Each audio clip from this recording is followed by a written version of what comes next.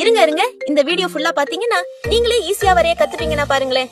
முதல்ல இந்த மாதிரி ஒரு விய கொஞ்சம் வளைவாக பெருசா வரைஞ்சுக்கோங்க. இப்ப அதுக்கு மேல ஒரு பக்கம் அலை அலையவும் ஒரு கோடும், இன்னொரு பக்கம் வளைவாகவும் ஒரு கோடும் வரைஞ்சிடுங்க. இப்ப நடுவுல இந்த மாதிரி நீளமா ஒரு கோடு போட்டுக்கோங்க. இப்ப அந்த கொடு முடிவுல ஒரு யூ வரைங்க. அந்த யூ உள்ள திருப்பி ஒரு யூவை தலைகீழா வரைங்க. இப்ப நான் வரைகிற மாதிரியே உள்ள இந்த மாதிரி கோடு போட்டு கனெக்ட் பண்ணா உங்களுக்கு ஒரு பூ ரெடி ஆயிடும். இப்ப அதே மாதிரியே ரெண்டு பக்கம் ரெண்டு பூவை வரைங்க. அதுல ஒரு பூ கொஞ்சம் சின்னதாவும் இன்னொரு பூ அதை விட ரொம்ப சின்னதாவும் வரைங்க. அதுக்கு முன்னாடி உங்களுக்கு அம்மாவை பிடிக்கும்னா ஒரு ரெட் கலர் ஹார்ட் கமெண்ட் பண்ணுங்க. அதே மாதிரி அப்பா பிடிக்கும்னா நம்ம சேனலை சப்ஸ்கிரைப் பண்ணிருங்க.